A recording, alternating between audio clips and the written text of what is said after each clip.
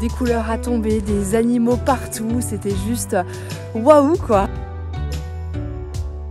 Oh, il y a un bout du glacier, un tout petit bout hein, qui vient juste de tomber.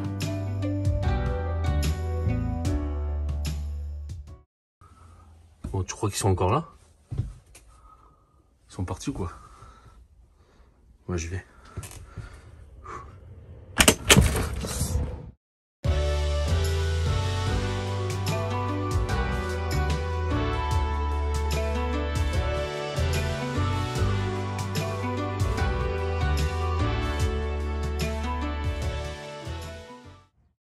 Qui c'est eux dont je parlais juste avant le générique? Les moustiques. Pourquoi? Parce qu'on les attire. Regardez, qui c'est qu'elle a? Un batracien, une grenouille. Qu'est-ce qu'elle aime les grenouilles? Les moustiques et l'eau. Ça tombe bien, il y en a plein dans la caravane. Bref, hier soir on est arrivé sur cette petite aire de repos. Bon, il n'y avait pas le bus. Hein. On est arrivé sur cette petite aire de repos et on est arrivé un peu tard. Il était 23 h, on en avait marre. Et on est arrivé dans une nuée de moustiques. L'enfer. Donc on a vite couru dans la caravane en se disant qu'on allait être tranquille à l'intérieur. Au pire, il y en a un ou deux qui rentreraient, on les éclate et puis voilà, on n'en parle plus. Et non, toute la nuit, ils sont rentrés. Toute la nuit, ils sont rentrés. Pourquoi? Parce qu'au niveau du slide, il y a deux petites interstices et avec leur je sais pas si c'est des antennes ou quoi, hein, les spécialistes de la biologie vont me dire. Mais en tout cas, ils détectent le dioxyde de carbone et ben, ils nous ont détectés. Donc toute la nuit, on les a combattus. Toute la nuit, ça a été le juste à côté de l'oreille là qui va bien. On a pété un plomb, on n'a quasiment pas dormi. Donc il va falloir qu'on fasse un truc pour ça. Et donc voilà. Allez, tant pis, on va continuer cette route. On va pas trop traîner dehors tant qu'on n'a pas de produits. Parce que bon, on n'est pas trop produit. Hein, mais là, il va falloir qu'on en achète, c'est sûr. Hop là, toi. Hop là. Et allez, je me rentre vite dans la voiture.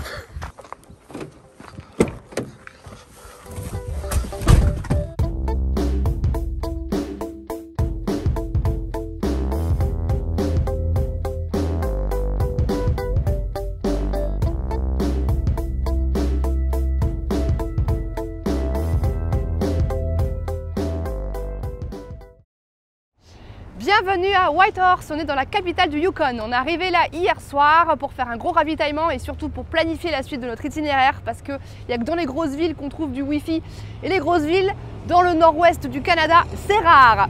Donc voilà, on s'est parqué avec plein de bus, RV, c'est pas le lieu idéal hein, pour passer la nuit mais bon, nous ça nous va, on va déposer la caravane ici et puis on va aller partir avec le pick-up, explorer un peu les environs.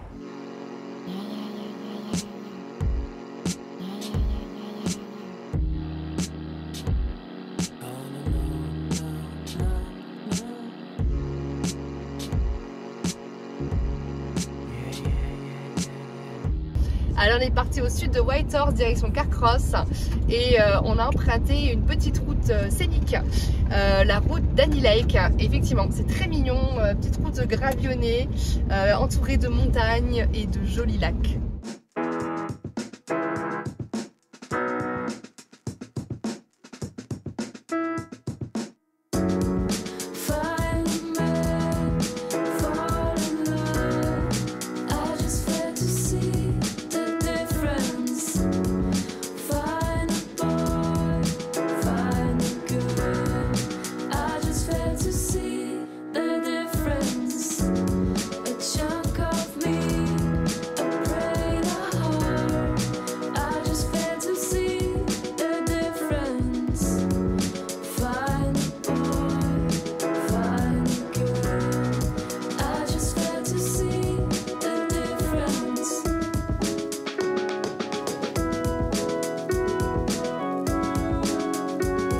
Allez, on a repris la highway, on se trouve maintenant devant le Emerald Lake, c'est l'un des lacs emblématiques du Yukon et on comprend pourquoi quand on voit cette teinte magnifique. Regardez-moi, c'est dégradé et en fait tout ça provient d'une réaction chimique entre le carbonate et le calcium. C'est dû à la présence des glaciers il y a des millions d'années qui ont déposé du limon et voilà, aujourd'hui on peut admirer ça et je pense qu'en drone ça doit être encore plus beau.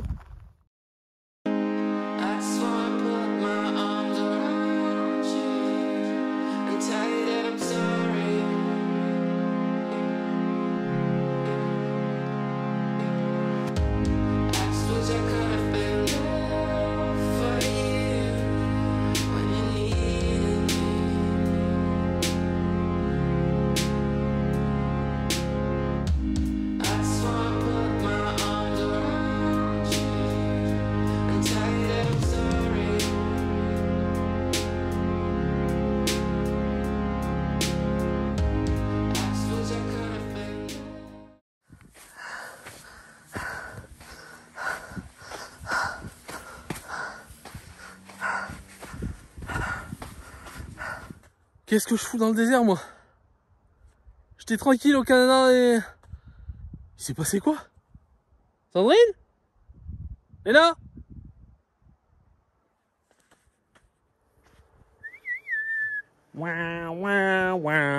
Ah, vous avez vu ce jeu d'acteur?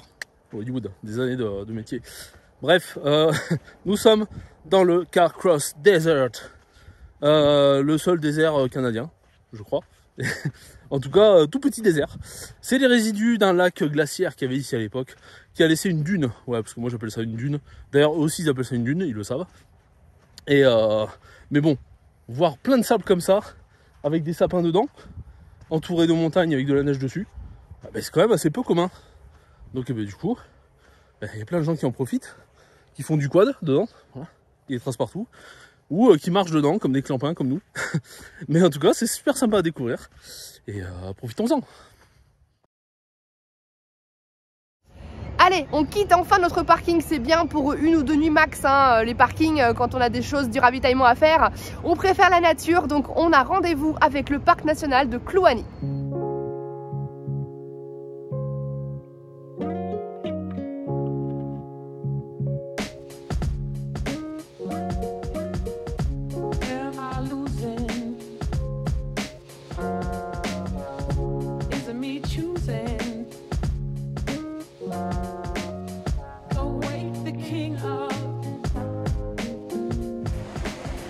Bon, on aurait été super bien ici, hein, petit spot côté de la rivière. Seulement, on est dans les nuées de moustiques. J'ai dû me faire piquer 20 fois pour juste aider Flo à s'installer. J'ai mis du pchit partout là. Et ils viennent encore. On ne pourra pas s'installer là. On va rester quelques jours. C'est juste invivable. Donc, tant pis. On va aller essayer de trouver un autre emplacement. Peut-être dans un camping, mais un truc avec moins de moustiques.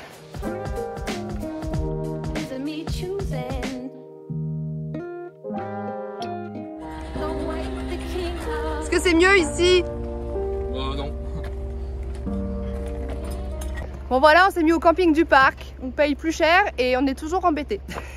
Bon, honnêtement, moins embêté. Parce que c'était vraiment des nuées au bord de la rivière. Mais il y en a quand même beaucoup ici.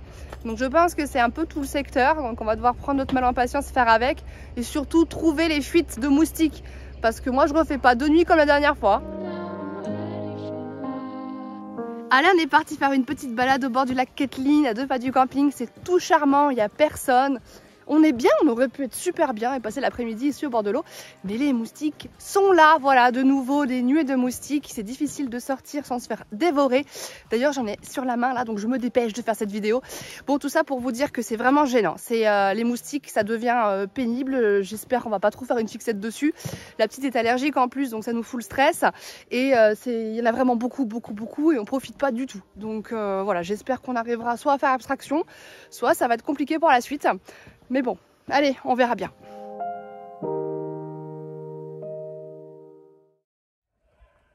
Allez, on va ressortir et cette fois, on a la bonne technique, normalement. Alors, en fait, le spray moustique, faut le mettre partout. Parce qu'hier, j'en ai mis sur les bras, les jambes et tout. Et Léna s'est fait piquer au visage, elle a plein de piqûres. Donc, ce qu'on va faire comme les Américains. Je retire ça et on va se badigeonner à fond.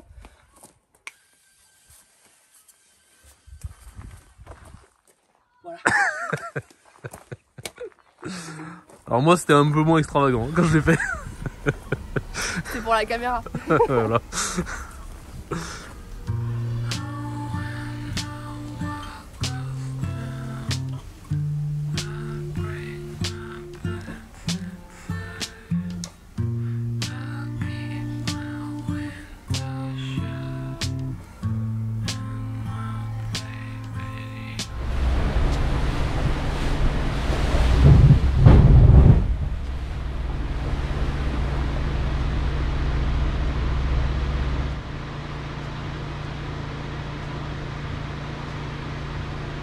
Bon ben voilà, on a tenté, on a échoué.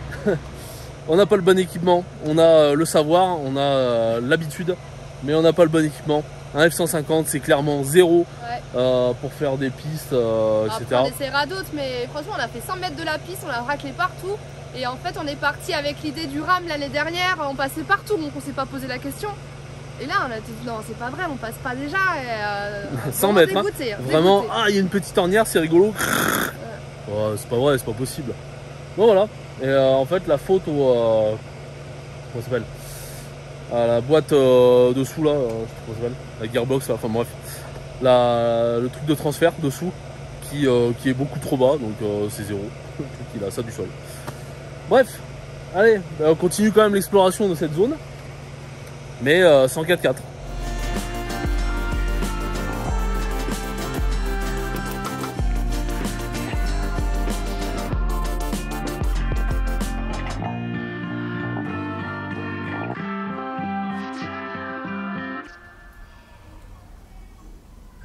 Alors on est parti faire une petite visite culturelle au Visitor Center de N Junction. Et comme aujourd'hui c'est la fête nationale du Canada, et ben ils ont préparé un joli gâteau pour nous tous. Enfin, c'est vraiment super attention. En tout cas, joyeuse fête hein, à tous les Canadiens, les Québécois qui nous regardent. Un petit peu en décalage parce que forcément on avance un peu plus vite que la publication des vlogs. En tout cas ici c'est un chouette Visitor Center. Et nous du coup on va aller en profiter pour continuer la visite du parc national du Kluane.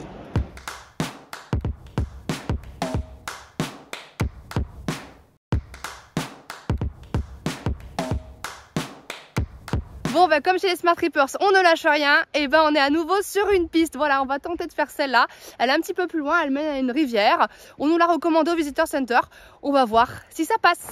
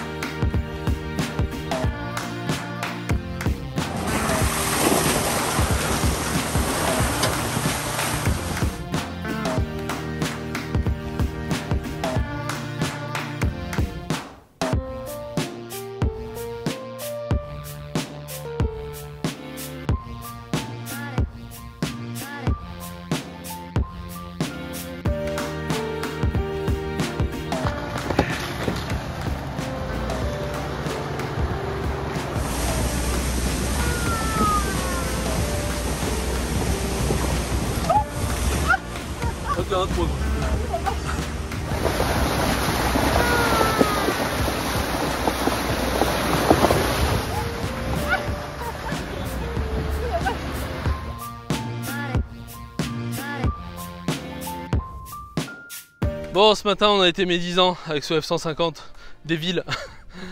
Finalement on est arrivé à bon port. Voilà, sur cette piste de 4x4 avec des guets et tout, incroyable. Le F-150 est passé partout. Il nous a amené à bon port. Bon port c'est quoi? C'est ici. C'est cette vallée, la vallée de Bonport. Non, c'est un nom indien que je serais incapable de vous dire, de vous prononcer. Déjà l'islandais c'était pas terrible, alors l'indien on parlait pas. Donc voilà, cette jolie vallée qui de temps en temps, enfin plus maintenant, mais à une époque, quand le glacier qui se trouve au bout là-bas venait remplir la vallée, et l'eau montait ici, ça devenait un grand lac. C'est pour ça qu'il y a des saumons d'eau douce là-bas, qui restent là-bas maintenant, qui sont dans le lac et un peu isolés. Et bref, voilà, c'était la petite histoire. Et donc au Visitor Center, on est tombé sur une Québécoise, tabernacle. Je me moque. Mais on est tombé sur une Québécoise très charmante, très gentille, qui nous a indiqué ce chemin en 4x4 pour venir observer les animaux ici. Elle nous a dit, vous vous mettez là-haut, sur le petit monticule rocheux, vous attendez un peu et vous allez voir, normalement il y a des animaux qui vont arriver. Donc on verra ça ensemble. Et puis il y a du vent ici, hein, quand même. Donc j'espère que pour Léna, on va voir des animaux. Tu vois des animaux, Léna? Ouais.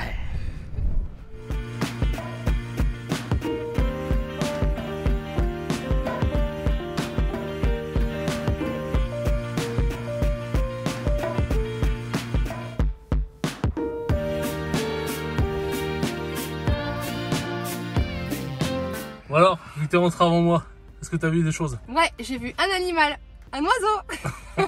Super. Non, c'était vraiment, bon, c'était pas de chance, mais la vue est magnifique, les prairies sont là, et peut-être attendre le coucher du soleil. Ah, c'est vrai qu'ils sortent souvent ouais. au coucher du soleil. Je pense qu'on aurait pu rester attendre un peu plus, mais là il y avait vraiment beaucoup de vent, on est déjà resté quasiment 1 heure. Et bon, tant pis. Mais sinon, on aurait bien pris l'apéro, c'était trop beau.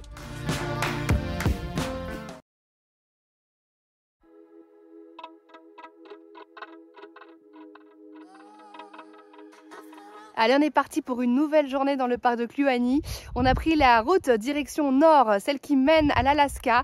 Et en chemin, mais qu'est-ce que c'est beau, ces paysages sont juste hypnotisants avec ces montagnes enneigées encore, ces plaines de sapins immenses et puis ces petites fleurs violettes là qui fleurissent depuis quelques jours maintenant sur le bord des routes. C'est juste des paysages de cartes postales.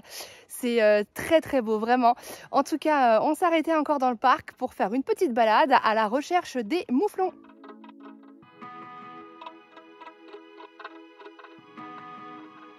Allez, j'espère que je vais pas être dérangé par le vent pour vous parler. J'ai pas mon micro, pourquoi? Parce que le micro est HS, ça faisait plusieurs vidéos qu'on trouvait que le son était un peu bizarre. Donc voilà, c'est sûr, c'est officiel, il est HS. Donc je me suis abrité derrière un sapin, c'est vous dire, pour essayer que vous m'entendiez bien. Bref, justement, ce vent, il vient d'où? Alors ce vent, c'est ce qu'on appelle un vent de terre. C'est la différence de température entre la terre ici et les glaciers qui sont plus loin, qui fait qu'il y a un flot continu de vent qui se calme un petit peu le soir, il me semble.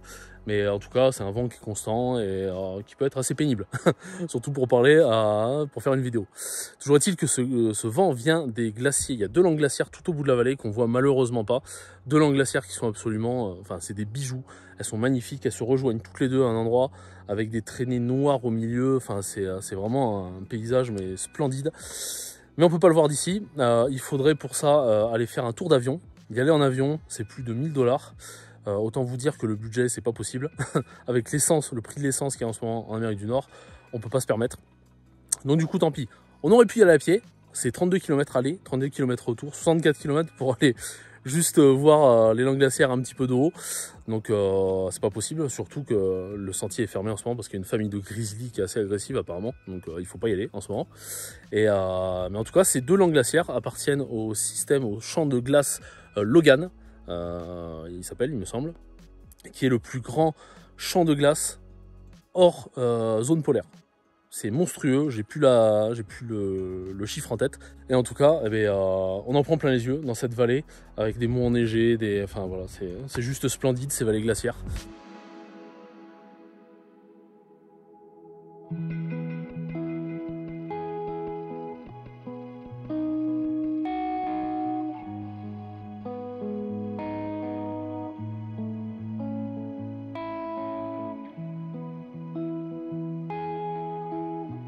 Petit arrêt éclair le long de la Alaska Highway pour une minute culture. Nous sommes donc sur la Alaska Highway, on continue notre route vers le nord et il y a un petit mémorial qui s'appelle Soldier Summit. C'est là où ils ont inauguré la Alaska Highway et où ils retracent un petit peu tout ce qui s'est passé sur cette Alaska Highway, les origines, etc. Et en fait, c'était pendant la Seconde Guerre mondiale, voilà, en 1942, qu'a été décidé de faire cette Alaska Highway pour relier l'Alaska aux États-Unis, voilà, suite à la peur de l'armée américaine de se faire attaquer par les Japonais. Donc du coup, ils ont créé cette route, alors qu'avant, il n'existait rien, à part des chemins et des trucs vite fait. Bon bref, toujours est-il que ils ont fait ça, 2400 km en 8 mois et demi. Incroyable. Donc quoi, les temps changent. Hein. Par chez moi, il a fallu ce temps-là pour refaire un bas-côté sur 10 mètres. Mais bon, bref, peu importe. Toujours est-il que c'est un exploit absolument dingue. Ils étaient au milieu des moustiques, voilà, on n'a rien inventé. Hein. Nous, on se tape les moustiques, eux, ils se tapaient les moustiques aussi. Des sables mouvants, des moins 40, enfin voilà, des conditions absolument dantesques. Et ils avançaient de 8 miles par jour. 8 miles, ça doit faire dans les 12 km, 13 km peut-être. Donc, complètement phénoménal. C'est complètement phénoménal, surtout pour les moyens de l'époque.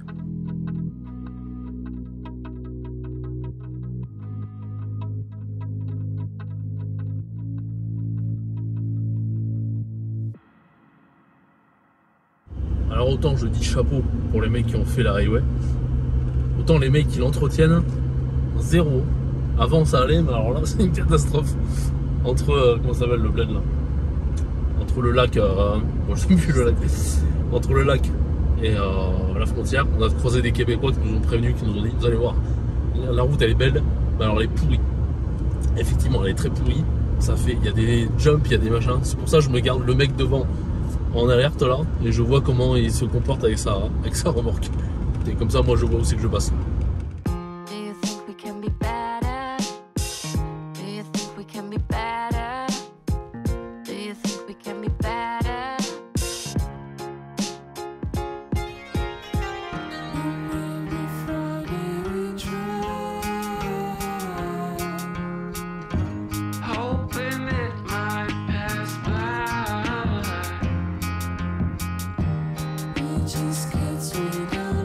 Allez, on a quitté le parc de Kluane et on est remonté toujours sur cette Highway 1 en direction de l'Alaska. On est d'ailleurs quitté le territoire canadien et on va rentrer prochainement à nouveau dans les États-Unis.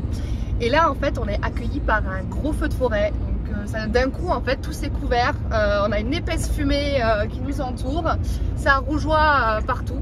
On n'a pas du tout de couverture réseau, donc on ne sait pas ce que c'est. Et voilà, mystère.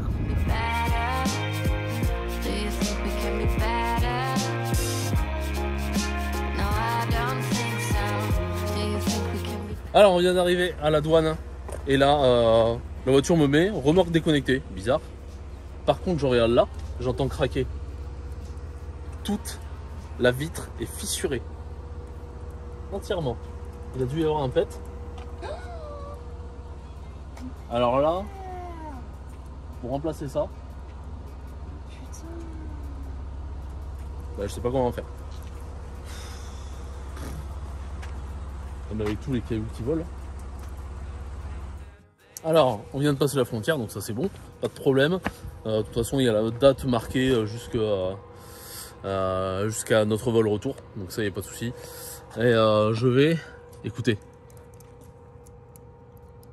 je sais pas si vous entendez, ça fait pour ceux qui ont connu comme du Rice Krispies à l'époque.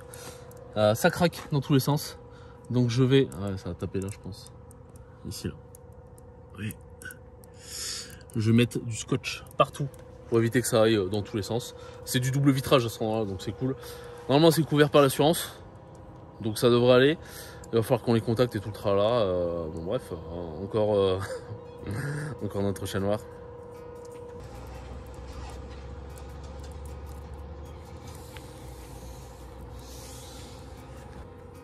Là, je comprends les mecs pourquoi ils ont des espèces de trucs avec franges là. Des tapis, ouais. Ah ouais, en fait, ça retient tous les cailloux, quoi.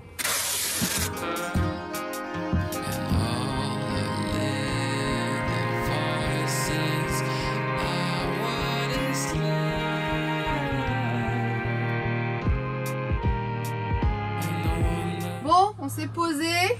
Oh, ça va. On est en train de réparer tous les dégâts à l'intérieur parce que la route était tellement défoncée forcément que tout a bougé aussi. Donc en fait on a de la sciure de bois partout, tout est tombé en fait. Et puis je pense qu'on a un gros drame dans le frigo. Donc déjà ça s'est pété. On va remettre. Et hop, on a... Regardez le frigo, c'est pas mal. Tout a explosé dans le frigo. Je crois que la bouteille de soja s'est vidée. Donc voilà, on était fatigués, on voulait se reposer. Et puis je pense qu'on va continuer encore à nettoyer un peu. C'est pas la journée, hein. Allez, on se retrouve dans la caravane et surtout dans la ville de Tok. Et Tok. Ouais. Une ville où on a du réseau. Une ville où on a du réseau. Et on a le choix. Soit on continue vers Fairbanks, vers le nord, soit on continue vers Anchorage, vers le sud. Et avec ce qui nous est arrivé hier, on était vraiment au fond du seau hier soir. Ouais. On s'est même interrogé, est-ce qu'on lance une cagnotte litchi pour que les gens qui nous regardent nous aident. Non, ça va mieux ce matin, mais c'est vrai qu'hier on était un peu au fond du seau. Mais bon, allez, il y a encore des trucs à faire, on continue justement, on s'est dit que la vitre elle va tenir, maintenant elle est scotchée, donc de toute façon on peut continuer le voyage, donc on va essayer de continuer le voyage. Le truc c'est que le seul revendeur de l'Alaska qui pourrait nous changer la vitre, s'il l'a, c'est même pas sûr, se trouve à Anchorage, on l'a contacté, on attend un retour. Voilà. L'assurance, on comprend rien, tout se fait en ligne, ils doivent nous appeler, mais ils peuvent pas nous appeler parce qu'on n'a pas de cellulaire, parce que ici Free aux États-Unis il y a un problème, ça marche pas, donc je sais pas comment on va faire. On a de la data, donc on a de la data, mais pas de cellulaire. Et on se dit peut-être qu'à Anchorage ils ont des bureaux, donc j'espère qu'on pourra essayer de les joindre là-bas. Et du coup, tout nous pousse en fait à aller à Anchorage, et puis tant pis, on reviendra sur notre chemin, ou je sais pas, on refera tout ça c'est la partie logistique, embrouille, galère, etc. Toujours est-il que on a quand même des choses à aller voir. On a plein de parcs à aller voir, des petites routes à aller explorer, etc. Et donc il faut pas que ça nous mette des bâtons dans les roues. Donc on a intérêt à bien gérer notre histoire pour pas que ça nous handicape là-dedans. Profiter à max, ouais. Et donc tout ça on saura dans la prochaine vidéo. Et oui, on va vous laisser là. Donc si vous avez aimé ce groupement de chats noirs, je pense que le chat noir est en soute. Il a fait une fête avec ses amis. Ouais, il doit y avoir une soute dessous, il doit y avoir je sais pas, un truc où il faut la fête. On l'a toujours pas trouvé ce chat. Voilà. Donc le chat noir est toujours là, la preuve. Et n'hésitez pas à mettre un petit like, pour nous soutenir. On a besoin de ça en ce moment, ça va nous faire du bien. Ça va nous faire du bien. Partagez dans les commentaires, dites-nous que vous êtes avec nous, qu'on va y arriver. Voilà, c'est toujours agréable. Et puis abonnez-vous parce que voilà. C'est pas la suite du coup. Ben ouais, il y a parce plein de surprises. Mystère. Que va-t-il se passer? Est-ce que ça sera pire? Est-ce qu'on va crever en plus? Est-ce qu'on va réussir à aller encore plus loin dans la galère? Non, arrête. Bref. Arrête. Réponse dans la prochaine vidéo. Allez, salut les amis. À bientôt. Je vais voir moi-même sous la voiture. Je pense savoir ce que c'est. Merci à mes amis américains de fêter ça comme il se doit. Si je vous dis Alexander Supertramp, est-ce que ça vous parle?